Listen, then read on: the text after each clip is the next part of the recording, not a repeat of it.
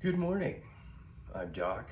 My original plan on recording this was to give you an introduction to the channel that we're now doing on YouTube. I've shared a lot of content on Facebook and Instagram and starting to get a little bit more into the videos, only about 2 decades too late. I was going to record it on the computer, but there is a huge delay between the picture and the audio, and that annoys me to no end when I watch those videos, so I'm not doing it there. Anyway, it's beautiful Wednesday morning here. I'm currently at Maker's Mill in Wolfboro, which is where a lot of my video content comes from. It's a great little space, especially for me right now. I am in between homesteads, if you want to call it that way. And so I don't have a shop of my own to work out of. Being able to come to a place where all of the tools and everything that I might need to possibly use are at my disposal, and learn how to use some that I've never used before is a benefit like you wouldn't believe. One of the things I'm going to be going through over the next rest of my life, I guess you'd say, is how to make do with what you have and where you can find opportunities. And a makerspace is definitely one of those areas where you can basically get a lot of stuff that you may need to use without having to go out and buy it, without having to build your own workshop. And granted, walking out your front door and heading into the workshop to grind down a piece of metal that you need for your tractor, or to repair your snowblower, or to build a bed frame, is handy and convenient. It's also very convenient and cost effective when you are saving up to buy that land that you're looking to get to have a makerspace and have a membership there. So a little bit about me. I am Doc. My real name is Rob Doherty. Everybody calls me Doc. It started with my hiking friends because I carry essentially a trauma kit in my backpack when we're hiking. And it kind of continued from there when I started getting a little bit more into the homestead community and talking with others. And they basically started calling me Doc there because I could fix just about anything. When you grow up as a homesteader, that's pretty much what you do. You fix stuff and you deal with wildlife. I should say, as far as problem solving is going, you're constantly fixing some kind of equipment, and you are constantly dealing with some kind of predator or some species that you don't want on the property that's either invading, it could be a plant invading your pastures, and making it so that it's not suitable forage or feast or forage, as I like to call it, for your grazers, or it's, a bear or a raccoon coming in and going after your chickens. So that's, been an abundant portion of my life, and I've learned how to fix things on the fly. I've even learned how to adapt stuff that I have laying around to fit what I need. That's what homesteaders do. So I am in the process of selling the homestead that I lived on for the last 4 years or 5 years. I don't even know how long it's been, due to not wanting to incur the debt to hold on to it. When I was married, we had that property and it was completely paid off. And I realized that the biggest shackle that we have on us is not the government, it's not society, it's not the food systems, it's not any of that. It is actually our finances. Debt itself is the first and most damaging thing that we incur when we become an adult. Most of us were pushed towards college when we were in high school, and even before that. And, I'm looking at the prices of school now, and it's way more than it was even when I got out of high school, 29 years ago. Good God. And I'm looking at these kids that are going into a 4-year school and incurring $200,000, $300,000 worth of debt. And you can buy a McMansion in some areas for that. It just boggles my mind. We go into debt, and basically you spend the next 10 years of your life attempting to pay that off, and most people can't, so they end up either defaulting or getting a whatever the government calls it when they eliminate the debt for you, which ironically you still have to pay taxes on because now it's a gift. And then you turn around and get married, and people are spending 30, 40, 50, 60 or more $1,000 on a wedding. So now you're right back into debt. By the time you think you're going to get that paid off, well, now you're looking at a house. And now you're incurring anywhere from, $250,000 to $1 million in debt.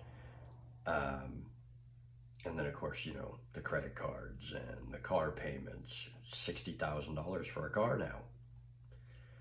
I can remember seeing the Chevy Cavalier advertised on TV in the 90s when I was in high school and still watching TV for $6,000. You pay $6,000 for a car now, and it probably doesn't have an engine in it. Just crazy, and it boggles my mind. But I am now currently, like I said, in between homesteads. I'm looking at how I can proceed from here without actually going into debt. I will be making a certain sum of money from the sale of the house, but the market is declining right now. So we've decided not to put it on the market yet. We're going to wait for the market to come back up, which is probably 2 or 3 years down the road at least. And I'm living with a friend, basically renting a couple of rooms in their house, which not ideal. I've done this before. I've rented out an apartment with a friend where my name was on the lease, so I had the ability to do what I wanted. Unfortunately, so did they. And that turned into a nightmare. And now I'm lucky in this case. It's not a nightmare to live with this person. However, it's not like I can go hunting and bring a deer back and put it up in their front yard or backyard for that matter, and start processing it, because they live in a little cul-de-sac neighborhood, or I live there now, and that's not something the neighbors want to see. So granted, yes, I know it's legal. Yes, you can do it anyway. But the reason we still have the ability to hunt and trap and do the things that we love to do is because we don't throw it in people's faces. Throwing it in people's faces doesn't get anything done. It actually gets stuff taken away.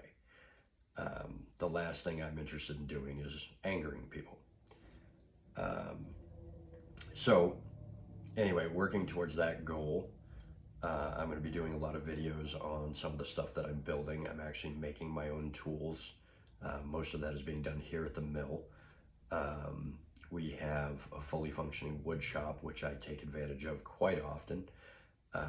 We have a machine shop. I was a machinist in the Navy, so I'm very at home there. The other big one that I'll be using is the leather shop, to make a lot of the safety equipment and stuff that I need, as well as, some fun little projects and I guess you'd call it jewelry, accessories, things like that. But there'll be quite a few of those videos coming forward. We also have a fiber arts department.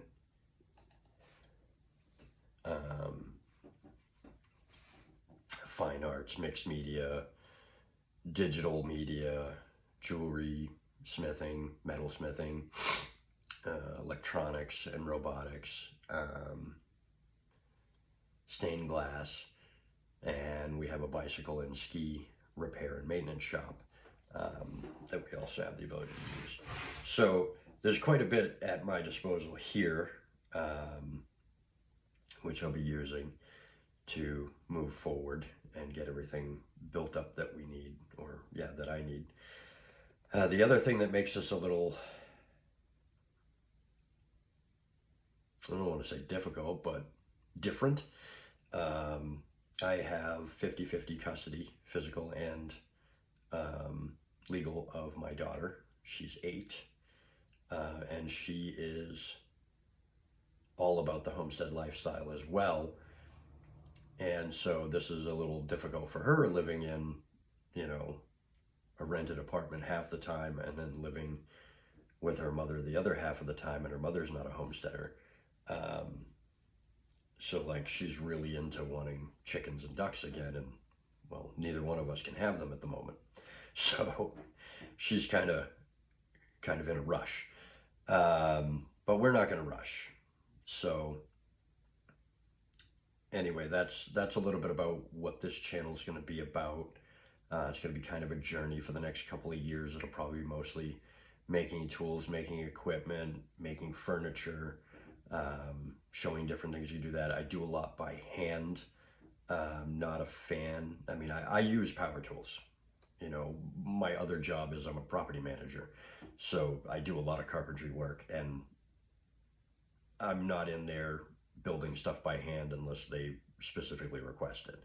So, I'm using circular saws, table saws, drills, all that kind of stuff. And then most of what I do for the tools that I make for my own personal use, for example, I'm going to be making a lot of blacksmithing hammers and tongs and punches and drifts. All that will be made by hand. The handles, I get ash blanks and I carve them with a draw knife and a planer, and then do the final touch-ups with an actual whittling knife, and then sand them all down and use them. So I do like doing a lot of old school stuff. I just got the plans from a friend of mine for what they call a shaving bench, or a shave horse, which is basically a little setup where you sit down and you put your feet in this, well, I mean, it's kind of a stirrup pedal type thing. And you put your piece of wood in there that you're going to be carving, and you push on the pedals the same way you would, because that motion is like rowing when you're using a draw knife. And your own body movement and force, where you're applying your force, actually clamps the piece of wood in place. It's a pretty cool thing, not power equipment, and I'm going to attempt to make it by hand. I'm about to set up and make a bunch of mallets. We have some wooden mallets that I want to replace in the wood shop downstairs. We have a couple of mallets around the rest of the shops that could use replacing, and we just got some decent wood in that I think would make great heads for those mallets. So we're gonna make a bunch of those. I've done a couple videos on and photo posts and things like that on Facebook with some of the axes that I just restored. I did another video in our machine shop about super basic machining. Both of those will end up being posted here as well. This video here that I'm making now, the intro, this is strictly YouTube content. I won't be posting anywhere else because I wanted to give folks here an idea of what was coming. But yeah, so I mean, and we'll be getting into some of the baking aspects, food preservation, tips and tricks for purchasing land, where you want to purchase land. Do you have to worry about water? Do you have to worry about soil? that kind of thing. You know, was the area that you're looking at was one of those areas where we were had government contractors coming in and saying, hey, look, let's give you this fertilizer for free and we'll spread it for you and the whole thing. And they send it all out there, and now we find out 40, 50 years later that it was filled with PFAS, and now it's contaminating the land and we can't even grow food on it. A lot of things like that. So we'll be going through that. We'll be going through some of the financial stuff. And then just because it's similar to the same content, we'll be going through some of the different programs that you need in order to, you know, do your own little online business type thing, or content sharing like what I do, and go from there. But yeah, I think that about wraps it up for the intro. And I'll start posting some of the other videos on how to make different things, and how to get what you're looking for and move from living in a rented room, which I think is a standard place where most people start out, onto your own property and actually becoming self-sustaining as much as you want to be. So thank you all for listening, and I look forward to seeing you guys see the rest of the stuff and any comments and stuff that you might have. Have a great day.